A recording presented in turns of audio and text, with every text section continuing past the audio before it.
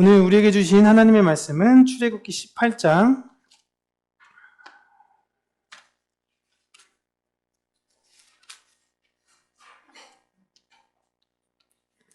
1절에서 12절까지, 실제적으로는 18장 전체를 다 우리 함께 나누도록 할 텐데요. 우리 1절부터 12절까지만 우리 함께 읽어보도록 하겠습니다.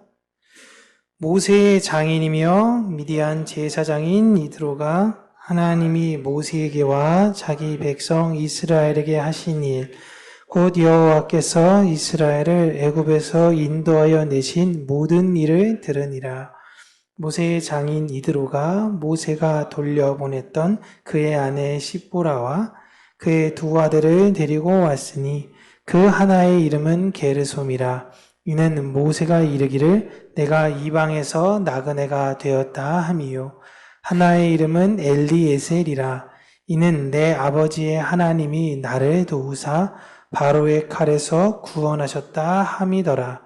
모세의 장인 이드로가 모세의 아들들과 그의 아내와 더불어 광야에 들어와 모세에게 이르니 곧 모세가 하나님의 산에 진친 곳이라.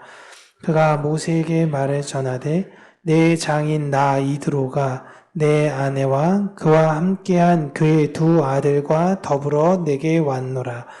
모세가 나가서 그의 장인을 맞아 절하고 그에게 입맞추고 그들이 서로 문안하고 함께 장막에 들어가서 모세가 여호와께서 이스라엘을 위하여 바로와 애굽 사람에게 행하신 모든 일과 길에서 그들이 당한 모든 고난과 여호와께서 그들을 구원하신 일을 다 그 장인에게 말하며 이드로가 여호와께서 이스라엘에게 큰 은혜를 베푸사 애굽 사람의 손에서 구원하심을 기뻐하여 이드로가 이르되 여호와를 찬송하리로다. 너희를 애굽 사람의 손에서와 바로의 손에서 건져내시고 백성을 애굽 사람의 손 아래에서 건지셨도다. 이제 내가 알았도다. 여호와는 모든 신보다 크심으로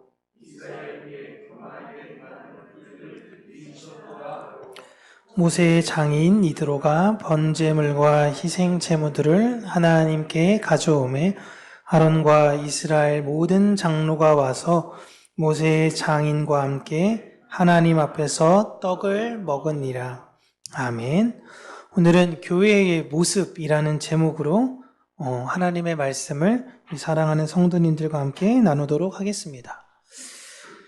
하나님의 백성들은 이 세상을 살면서요, 하나님을 믿는 사람들과 어울리기보다는 하나님을 믿지 못하는 사람들과 훨씬 더 많이 어울릴 수밖에 없습니다. 특히 이제 맞벌이며 모두가 직장을 가지고 있는 이 시대는 이 빈도수가 훨씬 더 많이 늘어났죠. 그래서 이제는 하나님을 믿지 않는 사람들과 어울리는 것들이 더 정상적인 모습이 되었어요. 예수님의 삶을 가만히 보시면 예수님은 제자들과 함께 따로 떨어져 가지고 어떤 외딴 광야나 산에 올라가서 그들만의 공동체를 만들지를 않으셨습니다. 예수님은 유대인들과 함께 사셨고 이방인들과도 함께 어울리셨어요. 아니, 교회의 모습은 원래 교회 교인들만에 어울리는 것이 아니라 하나님을 믿지 않는 사람들과 어울리는 것이 어색하거나 이상한 것이 아니다라는 것입니다. 도리어 사이비들이 자신들의 교리를 지키기 위해 외부의 접촉과 자신의 신자들과를 막으려고 하죠. 도리어 그들은 자신이 없기 때문에 그런 것입니다.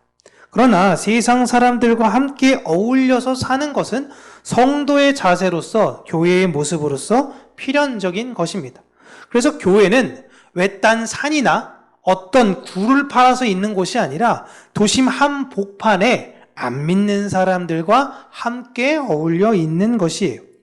그런데 문제는 내가 그들과 어울리면서 어떤 마음으로 사는 것이냐, 이것이 진짜 중요한 겁니다.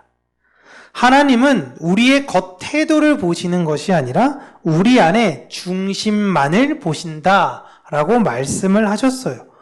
고로 우리는 진실한 태도로 관계를 맺는 습관을 가져야 한다라는 것이죠. 그 대상이 하나님을 믿는 대상이건 하나님을 믿지 않는 대상이건 항상 우리는 진실한 모습으로 뒤에서 다른 이야기를 하는 것이 아니라 그 앞에서 최대한 친절하게, 때로는 직언을 할 수도 있죠. 하지만 진실한 태도를 가지려는 습관을 가져야 한다라는 겁니다. 하나님은 이방인들을 무조건 멀리하라 라고 하지 않으셨어요. 이게 굉장히 중요한 겁니다. 그런데 이방인들은 부정한 것을 만질 수밖에 없었던 사람입니다. 돼지를 만지기도 하고 하나님께서 하지 말라고 했던 것들을 하기도 해요. 그들은 그런 것들과 접촉을 하게 되는 사람들 또한 율법에 의거하여 부정한 사람이 되었으므로 부정한 사람을 만진 나 또한 부정한 사람이 되어지게 되는 겁니다. 그러면 무엇을 해야 되는 것이냐? 바로 정결 예식이라는 것을 해야 되는 거예요. 그런데 자꾸만 이방인들과 만났다가 집에 오면 정결 예식하고 만났다가 오면 집에서 정결 예식하고 차라리 그러지 않는 사람들이랑 만나면 정결 예식을 할 필요가 없으니까 그들과의 접촉이 불편했던 거예요. 귀찮아. 집에 가면 또 정결 예식 해야 되고 이런 것들이 얼마나 귀찮지 않습니까? 결국은 내가 불편해서 그들과 안 만나는 것이죠. 여성분들은 이게 쉽게 이해가 될지는 잘 모르겠지만 화장하기 싫어서 이제 안 만난다라고 생각하시면 돼요. 나가면 또 화장해야 되지. 들어오면 또 다 지워야 되지. 그냥 귀찮아지는 거예요. 그러니까 안 만나. 그냥 화장하기 싫어. 그렇다고 생얼로 나갈 수 있는 여러 가지 두려움이 있기 때문에 못하는 거고. 결국은 이스라엘 백성들도 자신의 그 정결 예식에 관한 것이 불편했기 때문에 이방인들과 만났던 것을 꺼렸던 것입니다. 특별히 그들과 함께 접촉하는 수준이 아니라 그들과 함께 식사를 하게 될 경우는 그들이 우상에게 드렸던 제물을 함께 먹어야 한다라는 의미가 있었어요.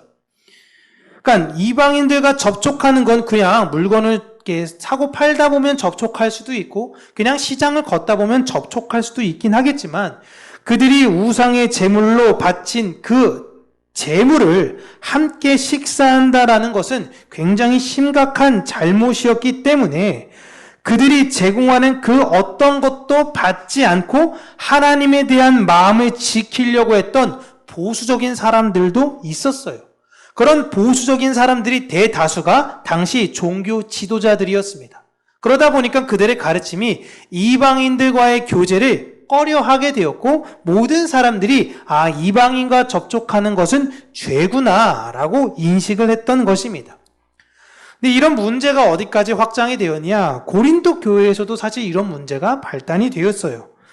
당시 시장에는 우상에게 드려진 제물들을 팔았습니다. 그러니까 시장에 가서 고기를 사려고 할 때 그 고기들은 대다수가 다 우상에게 드려졌던 제물들이에요. 근데 계속 물어봅니다. 혹시 여기 있는 이 비둘기 우상에게 바쳐진 겁니까? 이 양은 우상에게 바쳐진 겁니까? 그런데 파는 주인이 그냥 거짓말로 아닙니다 라고 이야기하면 확인할 수 있는 방법 자체가 없던 거예요. 그래서 고기를 사 먹고 싶으면요 도축장까지 직접 가서 고기를 공수해 왔어야 되는 겁니다. 이게 얼마나 불편해요. 그래서 시장에 있는 이 고기를 먹는 게 옳으냐 옳지 않느냐로 고린도 교회가 다퉜어요. 이걸 사도 바울이 정리해 주죠. 사도 바울은 우리가 그 고기가 뭐가 그렇게 중요하냐, 믿음으로 먹기만 한다면 아무런 문제가 없다라고 이야기를 합니다. 그러나 그것을 내가 먹었을 때 저 사람 우상에게 바쳐진 음식을 먹네?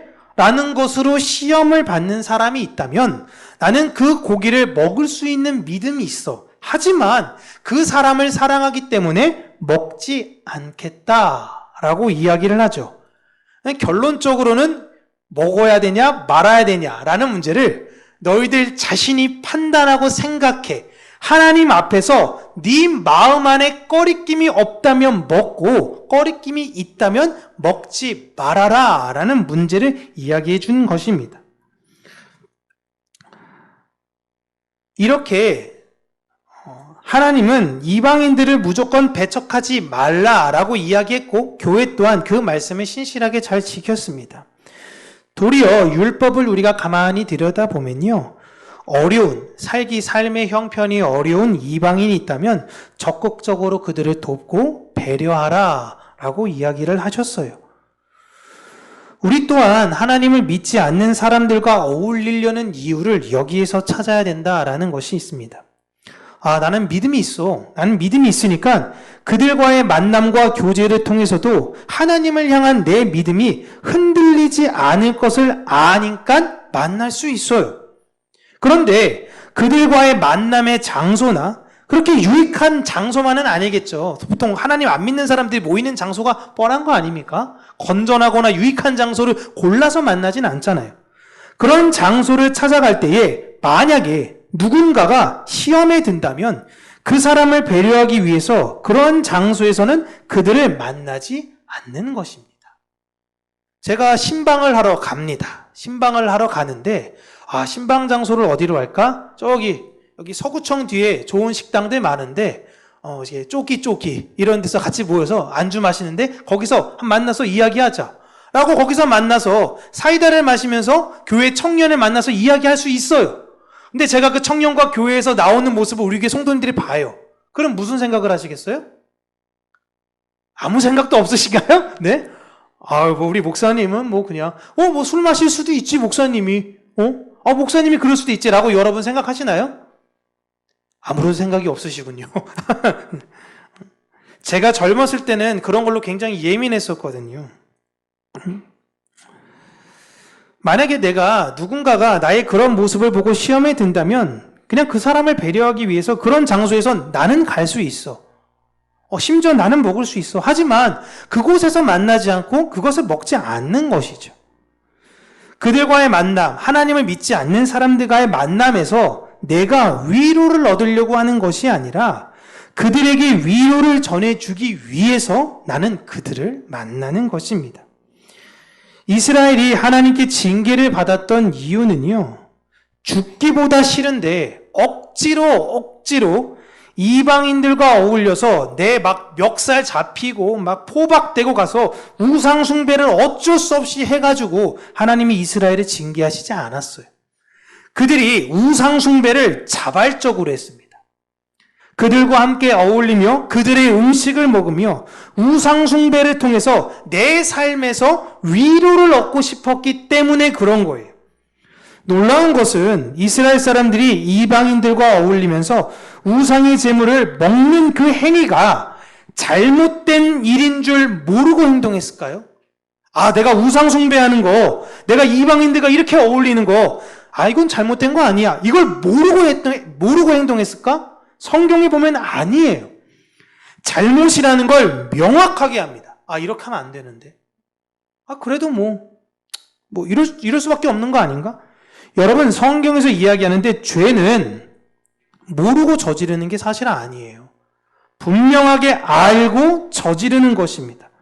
선악과를 먹으면 정령 죽으리라 라고 하나님께서 말씀하셨어요. 아담은 직접 들었어요. 그리고 하와에게 경고했어요. 내가 하나님에게 직접 들었다. 그거 먹으면 죽어. 알아요. 그런데 먹는 거예요. 죄는 알고 짓습니다.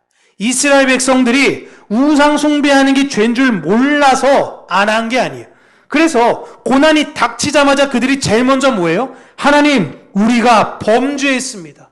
우리를 용서해 주십시오. 정확하게 알고 있어요. 그렇게 하면 안 된다라는 거. 그런데 이렇게 편법 쓰고 이렇게 불법을 저지르면 내 생활이 조금은 더 윤택하지 않을까? 내가 살아가는 것에 있어서 조금 더 유익이 있지 않을까? 내가 이 신에게 빌면, 내가 저렇게 행동하면 훨씬 더 나은 삶을 살지 않을까? 수천 년 전의 이스라엘 사람이나 지금에 살고 있는 크리스찬들이나 사람의 차이는 여러분 없습니다. 교회는 예수 그리스도의 사랑과 위로를 이 땅에 전하라고 부름을 받은 사람들이에요. 그래서 우리를 어떻게 표현하냐면 거듭난 사람, 다시 태어난 사람들. 그 말은 예전에 나는 죽었던 사람들인 겁니다. 예전에 난 죽어야 돼요. 그리고 나는 새로운 사람으로 새롭게 살아가는 사람들, 그들을 교회라고 부르는 겁니다. 교회는 이 세상에서 위로를 찾아 헤매는 사람들이 아니에요. 위로가 오직 예수에게만 있다라는 것을 분명히 알고 그 소망을 이 세상에 전하는 사람들입니다. 그렇게 교회는 그 산 소망이신 예수 그리스도를 전해주기 위해 산 속에서 들어가 산 소망이 무엇인지 나만을 알기를 원합니다라는 것이 아니라 사람들과 함께 어울려 있는 이 인천 서구 연희동 이 한 복판에 평강교회라는 것을 세워서 이 지역, 더 나아가 인천, 너무 큰가? 서구 지역, 더 나아가 우리나라에게까지 그 사랑과 위로를 전해줘야 되는 역할로 하나님께서 부르신 것입니다. 그렇다면 교회는 어떤 이방인들과 함께 해야 하는 것인가를 오늘 본문을 보면서 좀 중점적으로 살펴보도록 할게요. 우리가 지난주에는 하나님을 대적하는 이방인이 나왔습니다. 그죠? 막 싸웠죠? 오늘은 하나님을 알고자 하는 이방인이 등장을 해요. 근데 나는 누구와 함께 어울리느냐라는 거예요. 사실상 이게 오늘 결론이에요. 교회는 하나님을 알고자 하는 모든 대상들에게 언제나 열려있는 곳이어야 합니다. 교회는 절대 심판자의 역할을 하면 안 됩니다. 교회의 역할은 순수하게 복음을 전하는 역할이에요. 이스라엘은 아말렉과의 르비딤 전투를 마치고 하나님의 산인 시내산에 도착을 하여 하나님의 법을 받기 위해 그곳에 임시 정착을 합니다. 하나님의 법을 받는다, 어떤 법이 우리 안에 생긴다, 이것 자체가 나라가 이제 정식적으로 되어지는 거예요. 그런데 그곳에 정착하고 있는 그 중간에 애굽의 기적에서부터 아말렉의 전투에서의 승리까지 이스라엘에 관한 소문이 주변으로 퍼져나갔고 이 소식이 모세의 장인이 있었던 미디안에게까지 전해집니다. 이 소식을 접한 모세의 장인인 이드로가 모세를 찾아가는 거예요. 그런데 이드로가 모세를 혼자 찾아가지 않습니다. 모세의 아내와 두 아들을 함께 데리고 가요. 이 말은 모세가 애굽에 도착해서 혹은 애굽에 도착하기 전에 언제인지는 성경에 나와 있지는 않아서 모르겠지만 자신의 아내와 아들을 처가로 돌려보냈다라는 거예요. 분명히 모세는 하나님의 약속을 호렙산에서 받았습니다. 그래서 장인 어른을 설득해서 아내와 아들을 데리고 애굽으로 향해 갔어요. 그 여정 속에 한 여관에 묵을 때에 하나님께서 나타나셔서 모세를 죽이려고 하셨습니다. 이게 왜 이렇게 됐는지 십보라 그의 아내는 바로 눈치를 채고 급하게 자신의 아들을 할례시켜요. 그리고 할례받은 그 표피를 하나님 앞에 던지며 이는 내 피난편이다 라는 고백까지 하죠. 그런데 그 이후에 우리가 상상했을 땐 그러면 계속 같이 가야 되잖아요. 그리고 10가지 재앙 보고 홍해 뚫고 같이 나왔어야 되잖아요. 그런데 언젠진 모르겠지만 다시 자신의 고향으로 돌아갔다라고 이야기를 하고 있습니다. 그 이유에서 성경에서 정확하게 나와 있지는 않지만 십보라는 아마 자신이 겪었던 일련의 여러 가지 사건을 자신의 아버지와 주변 사람들한테 이야기를 했을 거예요. 그리고 그 아버지인 이드로도 이 얘기는 들었지만 그냥 말로만 들었던 것 뿐이지 하나님이 어떠한 분이신지는 명확하게 몰랐습니다. 그런데 하나하나 소문이 그에게 들리는 거예요. 모세를 통해서 진짜 일하시는 그 하나님의 역사를 듣게 된 것이고 온 가족이 그 소문으로만 들었던 하나님의 역사를 모세를 통하여 직접 듣기 위해 찾아갔던 것입니다. 그렇게 모세를 만나고 하나님의 역사를 들은 미디안의 제사장인 이드로는 하나님의 구원하심을 기뻐하며 하나님이 참 신이라는 것을 찬양합니다. 이렇게 교회가 하나님의 명령에 순종하는 것만으로 세상이 하나님의 역사를 찬양하게 되는 장면을 우리는 보는 거예요. 잘 기억하셔야 되는 겁니다. 모세는 막 이곳저곳 다니면서 하나님은 이런 분이십니다. 하나님은 저런 분이십니다. 막 소개하거나 막 그렇게 애쓰지 않았어요. 하나님의 뜻에 순종하는 삶을 살아왔더니 하나님의 역사가 주변으로 퍼져갔더라. 그 모습을 보고 이방인들이 하나님을 찬양하며 하나님을 두려워하게 되었더라라는 것입니다. 성도로서의 이 세상의 자세는 내가 하나님 앞에 순종하는 것, 그게 다예요. 다니엘의 세 친구가 하나님을 찬양하는 모습을 보고 느부갓네살이 하나님을 찬양했던 게 아닙니다. 야, 이 사람들 찬양도 잘하네. 열심히 신앙생활하네. 그걸로 하나님을 느부갓네살이 찬양했던 것이 아니에요.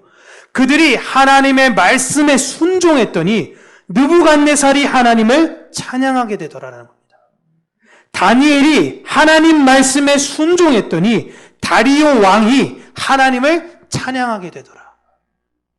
교회의 전도는 하나님 말씀에 순종하는 내 삶에 있는 것입니다. 그 순종은 예수님께서 새 언약으로 주신 서로 사랑해라. 아, 사랑해야 되는구나. 이거면 되는 거예요. 우리가 서로 사랑하면 세상은 너희가 내 제자인 줄을 알게 될 거야 라고 예수님께서 말씀하셨어요. 고로 교회는 하나님 명령에 순종하여 서로 사랑하면 공식적으로 세상은 하나님을 찬양하게 되는 것입니다. 우리가 이 세상에 살면서 여러분 저 교회 다녀요. 제 직분이 이겁니다. 저 목사입니다. 나 예수 믿는 사람이에요. 이렇게 말할 필요가 사실은 없어요. 내가 말하고 다니지 않아도요, 사람들이 언젠간 내가 교회 다니는 걸 알게 돼요. 그때 여러분 사람들의 반응을 보셔야 돼요. 어떻게 반응할까?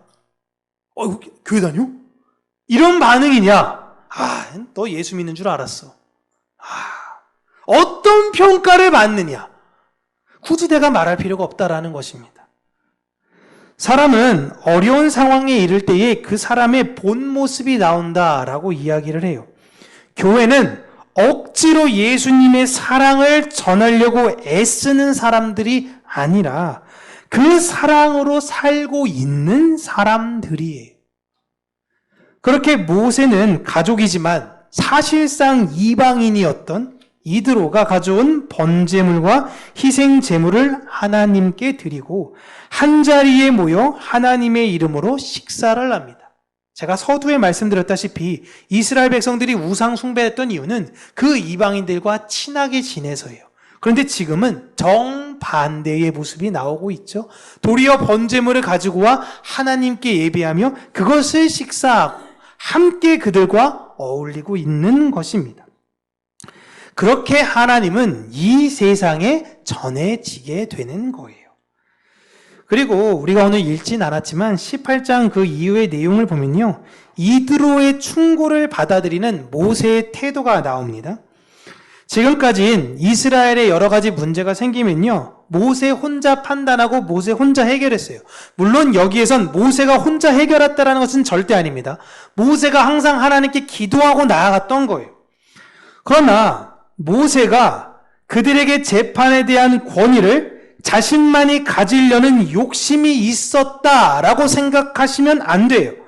모세가 자신 혼자 판결을 하고 자신 혼자 모든 걸 다 담당했던 이유는 다른 이들에게 혹시나 부담이 될까봐 내가 이 문제에 있어서 책임을 지려고 했던 것입니다. 그런데 자신이 모든 걸 다 책임을 지면서 하려고 했다 보니까 업무가 너무 과중이 돼서 너무 힘이 들었던 거예요. 이것을 이스라엘 사람도 아닌 이방인인 이드로가 보고 그렇게 혼자 모든 걸 다 짊어지고 가는 것이 아니라 분업해서 다른 역량 있는 사람들도 함께 세웁시다라고 건의를 합니다. 근데 이걸 모세가 받아들여요. 이게 여러분 아무것도 아닌 것 같죠? 근데 모세 입장에서는 얼마든지 무시할 수 있습니다. 장인어른, 아무것도 모르면 좀 잠깐 빠지세요. 이게 그렇게 하시면 안 됩니다.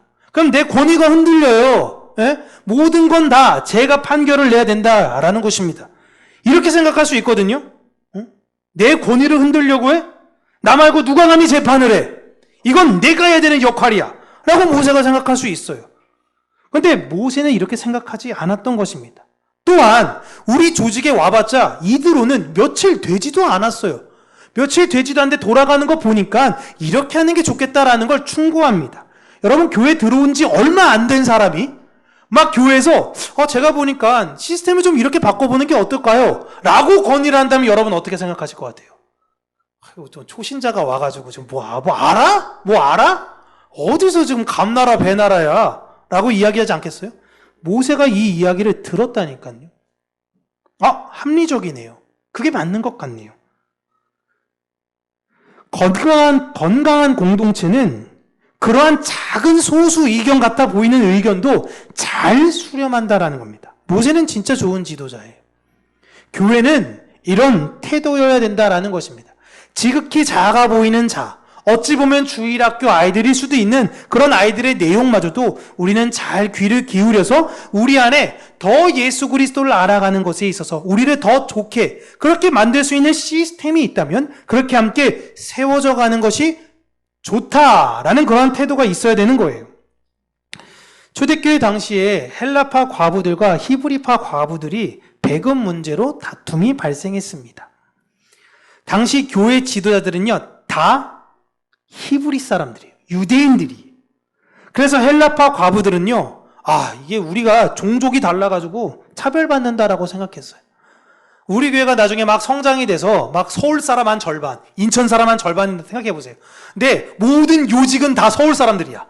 목사가 서울 출신이니까 다 서울 사람들만 세우네? 이렇게 생각할 수 있는 거예요. 그 문제에 있어서 유대인 지도자들, 히브리 사람들인 지도자들은 이 헬라 사람들은 당신들이 뭐 헌금 많이 내? 뭘 많이 해? 봉사 많이 해? 음식을 우리가 무료로 제공해 주는 거 아닙니까? 그러면 감사합니다. 그냥 받아 먹어야지. 계속 불평과 불만만 해. 나가세요. 그래서 나가. 이렇게 이야기할 수도 있었어요. 이게 세상의 모습 아닌가요? 그리고 합리적으로 볼 때 자꾸만 그런 사람들은 또 이거 불평하면 다른 거 또 불평해요. 그러다 보니까 단호하게 쳐낼 필요성이 있어. 이렇게 이야기할 수도 있었고 이렇게 결정할 수도 있었습니다. 그런데 이 유대인 리더들이 모여서 무엇을 회의했냐면 이 문제를 우리가 해결하기 위해서 이 사람들이 오해할 수 있으니까 헬라인 지도자 7명을 따로 세우죠. 그래서 헬라인 분들에게 이야기합니다. 여러분들이 말씀과 믿음에 아주 훌륭한 분들 7분을 추천해 주세요. 라고 합니다. 그 추천받은 사람들을 세워요. 대단한 겁니다, 여러분 이거. 지도자가 찍어 눌러서 너 해. 이게 아니에요. 법으로 해결하려고 했다면 쫓아내는 것, 더 효율적인 방법은 있었을 수도 있습니다. 기준이라는 걸 명확히 정확하면 되는 거니까요. 그러나 교회는요, 그리스도의 사랑이라는 법 위에 세워지는 곳이고 그리스도의 사랑만을 이 세상에 전하는 곳입니다. 그 사랑을 전하기 위해서 함께 하는 거예요. 내 권위를 세우고자 다른 이들을 이용하고 성장과 발전에 저해되는 존재가 있다면 가차없이 자르는 게 교회 공동체가 아닌 것입니다. 모세의 꿈이 무엇이었을까요? 모세가 바랬던 것. 지금 모세는 누가 봐도 이스라엘의 왕이에요. 누가 보더라도 이스라엘을 통치하는 사람입니다. 그렇다면 가나안에 들어가서 하나님, 나 제대로 왕 세워주세요. 모세가 이걸 꿈꿨나요? 아닙니다. 거기에 들어갈 때 나도 함께 들어갔으면 좋겠다라는 것이 모세의 꿈이었던 거예요. 교회는 군림하는 곳이 절대 아닙니다. 이걸 반드시 아셔야 돼요. 직분을 왜 세우느냐? 직분은 더 섬기기 위해서 세워지는 것입니다. 제가 전도사에서 강도사, 강도사에서 목사가 될 때에 많은 분들이 저에게 그냥 그렇게 이야기를 했어요. 이제 목사님 레벨업 하시네요. 목사님 이제 더 높은 지위로 올라가시네요. 아니에요. 그게 아닌 거예요. 제가 나중엔 어떠한 존재가 돼서 더 큰 교회, 더 크게 될 땐 더 누군가를 섬기기 위해서 그곳에 있는 것 뿐인 거지, 우리의 목적은 군림하기 위해서 직분을 받는 것이 아니다라는 것입니다. 하나님을 알고자, 예수님을 알고자 하는 자들에게 그분의 일하심을 전하는 것이 우리의 사명이에요. 그리고 교회 안에는 예수를 믿고자 한다면, 예수를 알고자 한다면 언제든지 받아들여야 하는 우리 마음에 준비가 되어져 있어야 되는 거예요. 여러분, 그런 사람들이 지금은 난 준비가 돼 있지. 제가 늘 지금 매일 평일에도 훈련하는 게 뭐냐면, 만약에 우리 교회 가운데 막 얼굴에 문신하고 온 사람이 와. 막 몸에 막 여름에 돼서 막 반팔이 있는데 여기는 막 뱀이 막 뒤에 용이 막 이런 사람이 교회에 왔어요. 그럼 어떻게 해야 됩니까? 주의 이름으로 사랑하고 환영합니다. 근데 실제 제 마음은 부담스러워. 뭔 일 하셨지? 근데 그런 사람들이 전도하고 오는데 다 깍두기 형님들 다 데리고 오는 거야. 교회 그런 사람들이 막 넘쳐나. 그러면 여러분 마음의 준비가 되실 것 같아요? 막 이렇게 때리지 마세요. 막 이렇게 괜히 그럴 수 있잖아요. 네? 그런 마음의 준비가 혹여 이게 좀 약간 센 비유가 있는데 동성애자가 교회에 왔어요. 불편해. 막 마음이 예수님이 너무 알고 싶대. 근데 열심히 가르쳐 주겠어. 근데 자기가 동성애자래. 이거 어떻게 해야 되나? 어떻게 기도해야 되나? 이거 사실 매일 기도하면서 제가 고민하고 있는 부분이에요. 나는 그들을 진짜 마음으로 받아들일 준비가 되었나. 그래, 내가 판단하지 말자. 나는 예수님의 사랑만을 전하자. 이걸 우리는 훈련해야 된다라는 것입니다. 교회가 예수 그리스도에게 순종하며 그 뜻대로 살아가려고 할 때에 여러분, 세상은 교회를 두려워해요. 그러나 교회가 세상의 비위를 맞춰요. 괜찮아. 이렇게 해도 돼. 어울려도 돼. 뉴스 안 봤어? 목사들도 다 그렇고 다 타락했어. 이렇게 세상의 비위를 맞추면요, 세상 방법대로 하려고 하면 세상은 교회를 조롱해요. 놀라운 거죠. 교회가 하나님의 말씀대로 순종하려고 살 때 세상은 교회를 두려워합니다. 세상은 하나님을 찬양해요.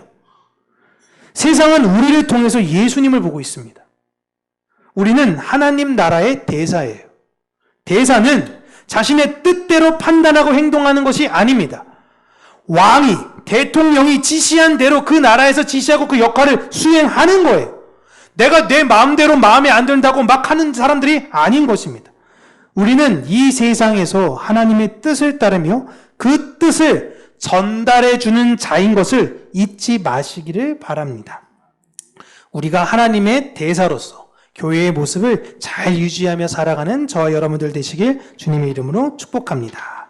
기도하겠습니다. 살아계신 하나님 아버지, 우리가 이 세상을 판단하며 심판하며 내가 더 나은 사람이야, 내가 더 많은 것들을 이 세상에서 얻고자 애쓰고 분투하고 허울반 그리스도인처럼 살아가는 것이 아니라 내 마음 안에 진짜 신앙이 무엇인가, 진짜 예수 그리스도를 믿는다라는 그 믿음이 무엇인가를 내 안에 정확히 정의 내리며 내가 하나님의 말씀 아래에 순종하고자 애쓰는 삶을 살 수 있도록 하나님께서 은혜 주시기를 간절히 간구하고 소원합니다. 말씀은 넘쳐나고 있지만 그 누구도 말씀에 대해서 귀를 기울이지 않으며 진리를 저마다 다 외치지만 진리가 무엇인지 분별하기 너무 어려운 이 시대 속에 하나님, 다시금 우리가 말씀 안에서 그 진리를 분별하는 자들이 되게 하여 주시고 참된 하나님의 뜻을 따라 이 세상을 살아가며 이 세상에 하나님을 순종하는 자들이 여전히 남아있다라는 것을 보여주는 우리 평강교회가 될 수 있도록 은혜 허락하여 주시기를 간절히 간구하고 소원합니다. 우는 사자가 우리를 삼킬 줄 모르니 날마다 자며 졸며 거기에 있는 것이 아니라 하나님 말씀에 깨어있어 그 말씀대로 살아가는 자들이 될 수 있도록 하나님, 우리의 마음을 다시금 새롭게 하여 주시고 이 세상의 허탄한 것들을 본받아 살아가는 것이 아니라 하나님의 뜻에 내 마음을 두며 살아가는 자들이 될 수 있도록 하나님 은혜 허락하여 주시옵소서. 예수님 이름으로 기도합니다. 아멘.